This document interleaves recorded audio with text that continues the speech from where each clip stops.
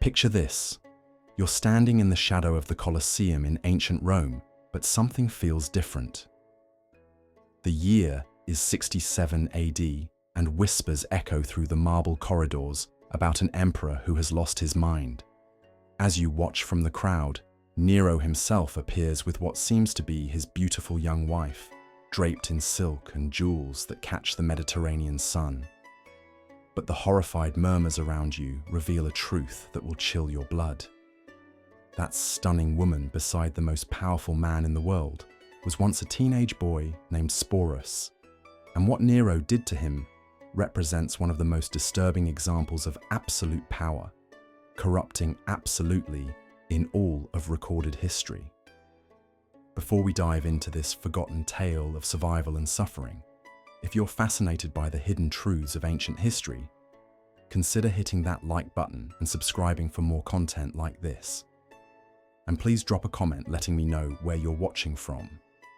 I find it incredible that we're exploring these dark chapters of human history together from different corners of the world, connected across time and space by our shared curiosity about the past.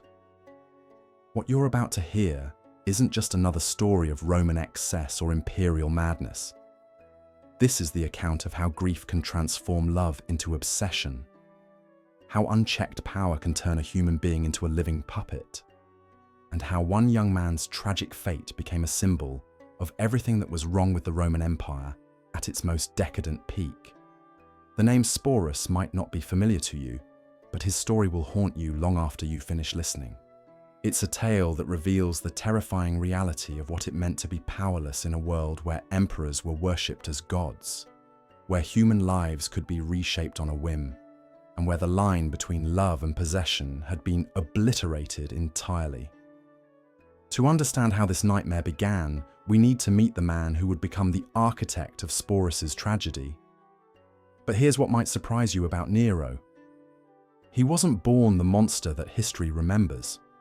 In fact, when he first ascended to the throne at just 16 years old, many Romans believed they were witnessing the dawn of a golden age. The young emperor reduced taxes, funded public entertainment, and even performed in theatrical productions that delighted the common people. He was charismatic, intelligent, and seemed genuinely interested in the welfare of his subjects. But absolute power has a way of corrupting even the most promising souls. And by 65 AD, something had fundamentally broken inside the emperor's mind. Maybe it was the constant paranoia that comes with knowing everyone around you wants your position. Maybe it was the isolation of being the only person in an empire of 60 million who could never be contradicted, never be challenged, never be told they were wrong. Or maybe it was what happened to the one person he claimed to love more than life itself. Her name was Poppaea Sabina, and she was everything Nero thought he wanted in a woman. Beautiful beyond description, intelligent enough to match his own grandiose vision of himself, and ambitious enough to share his dreams of eternal glory. But Poppaea wasn't just another pretty face in the imperial court. She possessed the kind of sharp political instincts that made her either a formidable ally or a dangerous enemy. When Nero first laid eyes on Poppaea, he was already married to Octavia, the daughter of the previous emperor. It had been a cold, loveless political marriage, the kind that Roman nobility arranged for strategic advantage rather than affection. Poppaea represented everything that Octavia was not. Where Octavia was quiet and reserved, Poppaea was vivacious and commanding. Where Octavia sought to avoid attention, Poppaea reveled in being the center of everyone's gaze. The affair between Nero and Poppaea began as a typical Roman scandal. Powerful men having affairs was nothing new in imperial Rome. But what started as simple adultery quickly evolved into something much more dangerous: genuine obsession. Nero wasn't just attracted to Poppaea's beauty. He was consumed by her in a way that terrified even his closest advisors. Ancient historians describe Nero's behavior during this period as increasingly erratic and possessive.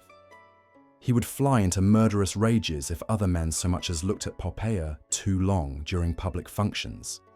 He began stationing guards around her at all times, ostensibly for protection, but really to monitor her every interaction. He lavished her with gifts that nearly bankrupted the imperial treasury. Jewels from India, silks from China, perfumes from Arabia. But perhaps most tellingly, he began to reshape reality itself to accommodate his obsession. First, he divorced Octavia, a shocking move that alienated many of his supporters. Then he announced his intention to marry Poppaea in a full imperial ceremony. The wedding was a spectacle of unprecedented luxury, with Nero sparing no expense to demonstrate his devotion. But even marriage couldn't satisfy Nero's need to possess Poppaea completely. He began to isolate her from family and friends, surrounding her with people who owed their positions entirely to his favor. He commissioned dozens of portraits and sculptures of her, not just for public display, but for his private chambers, so he could look upon her image even when they were apart. Ancient sources tell us that Nero would sometimes spend hours simply watching Poppaea as she went about her daily activities. This wasn't romantic devotion. This was the behavior of someone who had confused love with ownership, who saw another human being not as an independent person, but as a beautiful object that existed solely for his pleasure. Poppaea, for her part, seemed to understand the dangerous game she was playing.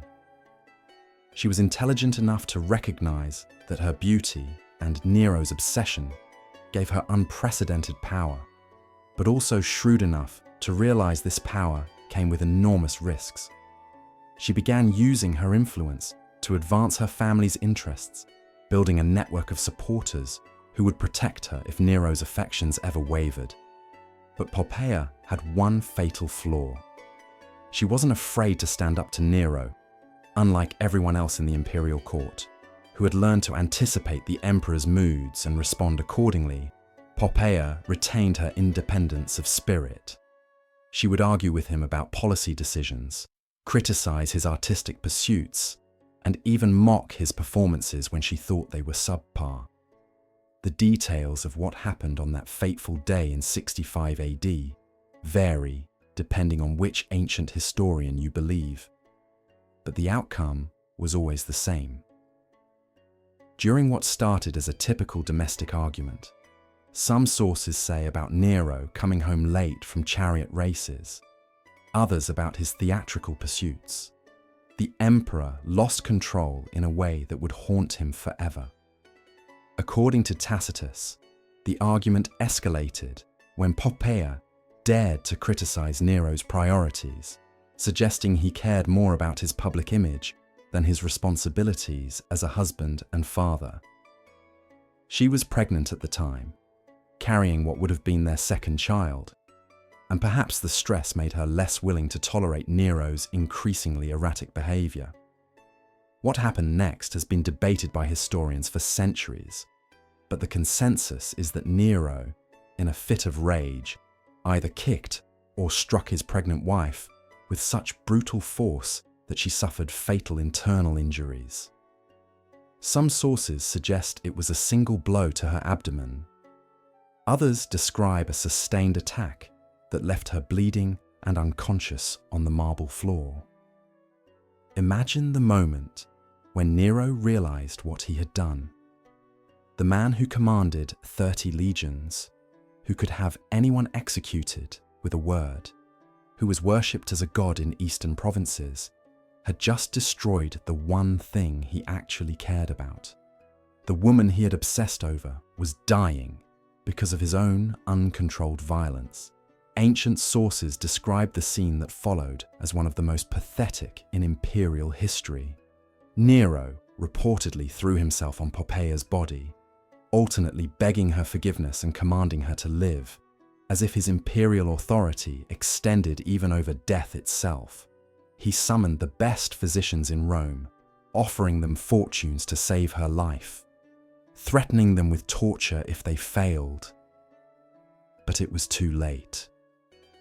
Poppaea died within hours, taking with her the unborn child who might have been Nero's heir. In that moment, something fundamental broke inside the emperor's mind. The grief that followed wasn't just emotional devastation. It was a complete break with reality. Nero's mourning became legendary. He refused to have Poppeia's body burned according to Roman custom, instead having it embalmed and placed in a tomb more elaborate than those of previous emperors. He declared her divine, established a cult in her honor, and spent days talking to her corpse as if she could still hear him. The imperial court now had to navigate an even more treacherous landscape.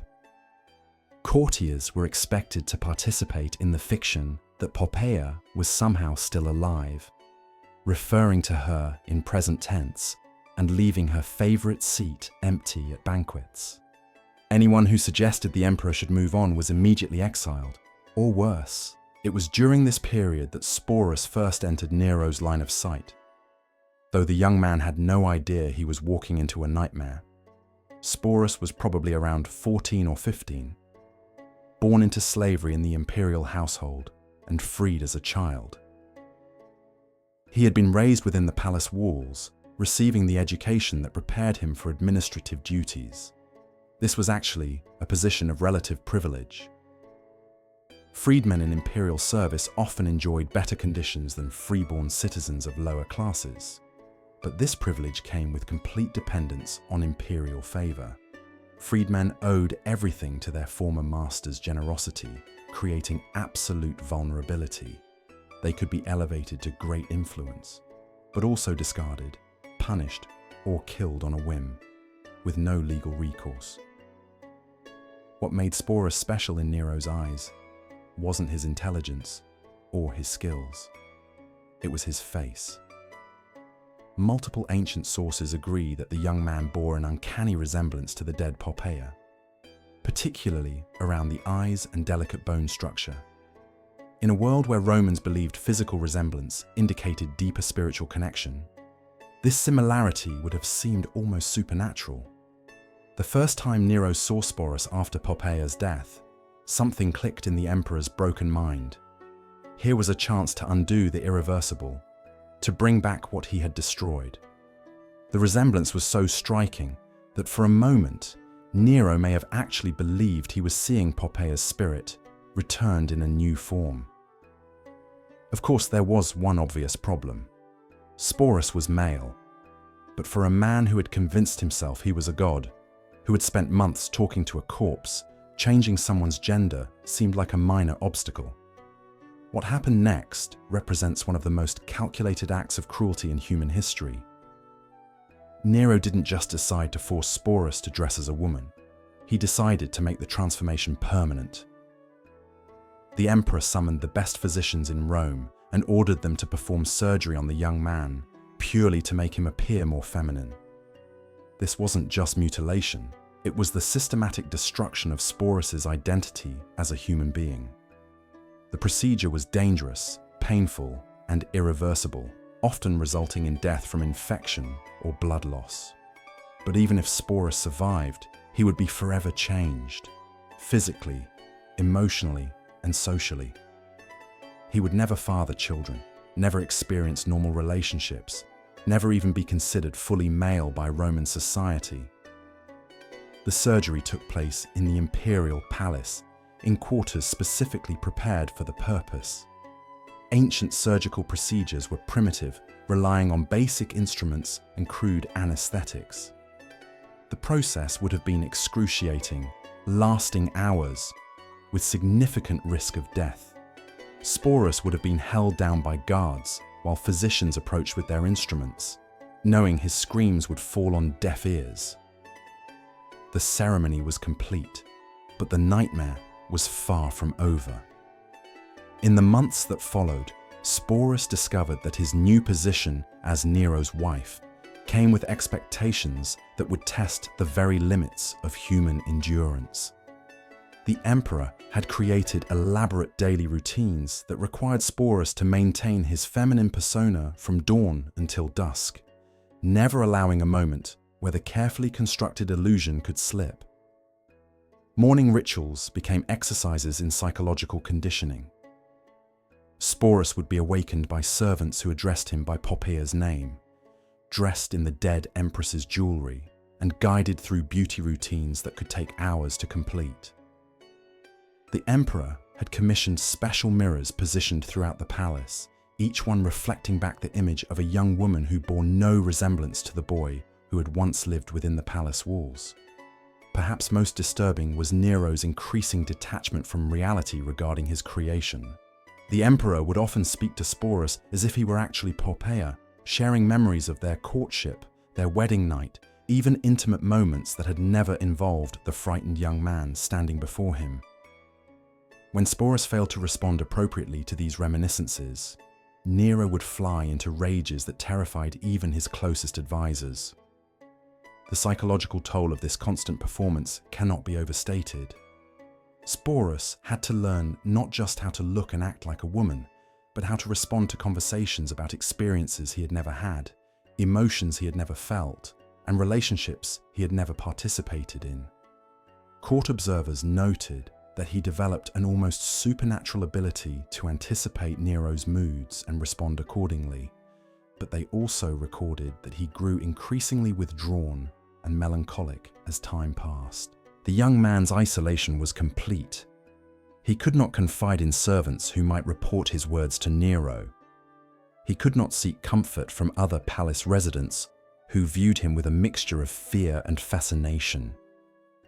He could not even trust his own reflection, which showed him a stranger wearing his face. Every day became a performance where the slightest mistake could mean death. The emperor's obsession with his recreated empress extended beyond private moments into public displays that shocked even the jaded Roman aristocracy. Sporus was expected to appear at state functions, sit beside Nero during important meetings, and play the role of devoted wife in front of foreign dignitaries. These public appearances required extraordinary skill, as any sign that the empress was not what she appeared to be could create diplomatic incidents or political upheaval. Ancient sources describe Sporus as becoming increasingly skilled at this deception, developing mannerisms and responses that seemed almost natural. But they also note subtle signs of psychological deterioration. He would sometimes stare into space for long periods, as if trying to remember who he had been before his transformation. Servants reported hearing him whisper his original name when he thought no one was listening, as if trying to keep some small part of his identity alive. The madness of the situation became even more apparent when Nero decided to take his creation on tour. The emperor fancied himself an artist and was eager to compete in Greek festivals, where he believed his talents would be properly appreciated. Naturally, Sporus accompanied him, displayed to foreign dignitaries as the Empress of Rome. The sight of the most powerful man in the world traveling with a teenage boy dressed as a woman, demanding that everyone treat this obvious fiction as reality, created diplomatic confusion and private horror among those who witnessed it. But by 68 AD, Nero's excesses had finally pushed the Roman establishment too far. Rebellions broke out across the empire, led by governors tired of the emperor's erratic behavior and neglect of governance.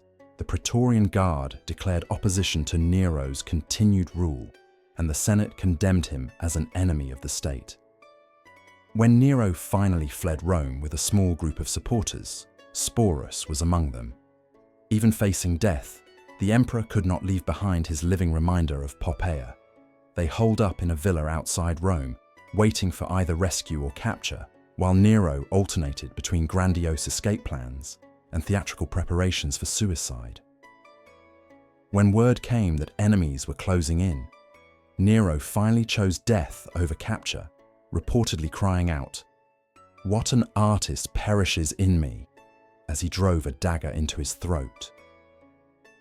Nero's suicide left Sporus in an incredibly vulnerable position. As one of the most visible symbols of the previous reign, he was both a valuable prize and a dangerous liability for whoever claimed power next. What followed was perhaps even more tragic than his years with Nero. Sporus became a political pawn, passed from one powerful man to another like valuable property. First, he was claimed by Nymphidius Sabinus, the Praetorian prefect who had helped orchestrate Nero's downfall. Sabinus treated him much as Nero had, keeping him dressed as a woman and calling him by Poppeia's name. When Sabinus was killed in a failed bid for power, Sporus was passed to Otho, who had once been married to the real Poppaea, before Nero stole her away. The bitter irony was not lost on observers. Otho, who had lost his wife to Nero's obsession, now possessed the artificial recreation of her. Under Otho's rule, Sporus experienced a brief period of relative kindness. Perhaps because of his previous connection to Poppaea, Otho treated the young man with something approaching compassion. But this respite was short-lived. When Otho was defeated in civil war and committed suicide, Sporus was once again transferred to a new master. The final chapter of Sporus's nightmare began when he came under the control of Vitellius, the brutal emperor who had emerged victorious from the civil wars. Vitellius had no sentimental attachment to Poppeia's memory and viewed Sporus merely as a curiosity from the previous regime. More ominously, he saw an opportunity to use this living symbol of Nero's depravity for public entertainment. Vitellius announced that Sporus would be used in gladiatorial games, specifically in a reenactment of mythological scenes involving violence and sexual humiliation. For a crowd's amusement, the young man who had endured years of psychological torture would be subjected to the ultimate degradation. The emperor planned to have him raped publicly in the Colosseum, playing the role of a mythological figure being punished by the gods. For Sporus, this represented the final breaking point. After years of enduring unimaginable abuse, of being transformed into a living doll for the entertainment of tyrants, of having his identity systematically erased and rebuilt to serve others' fantasies, he could not survive this last humiliation. Rather than submit to public sexual violence, Sporus made the only choice that was truly his own in years. He took his own life, probably by poison, sometime in 69 AD. He was probably no more than 20 years old. In death, Sporus finally escaped the grotesque theatre that had consumed his life. His story became a cautionary tale about the dangers of absolute power and the human cost of imperial excess. What makes Sporus's story so haunting isn't just the abuse he endured, but how he was systematically stripped of identity and agency. From the moment Nero decided he resembled Poppaea, Sporus ceased to exist as an individual and became instead a canvas for the emperor's twisted fantasies. The fact that he chose death over further humiliation suggests that somewhere beneath the layers of forced femininity and imperial conditioning, some spark of his original self survived. His suicide was both tragedy and final act of defiance, a refusal to be degraded further, even at the cost of his life. Perhaps most tragically, we know almost nothing about who Sporus was before his transformation. What were his hopes and dreams? What did he want to do with his life? All of that was erased when he became Nero's living doll, replaced by a performance so complete that his original identity disappeared entirely. The boy who was forced to become an empress, who endured years of psychological and physical abuse, who finally chose death over further degradation, deserves to be remembered not just as a curiosity from ancient Rome, but as a testament to both human cruelty and human resilience. In choosing his own death, Sporus reclaimed the one thing denied him throughout his adult life: the power to make his own choice about his fate. His story reminds us that behind every historical narrative of imperial grandeur, there are individual human stories of suffering and survival that deserve our attention and our compassion, even across the vast gulf of 2,000 years.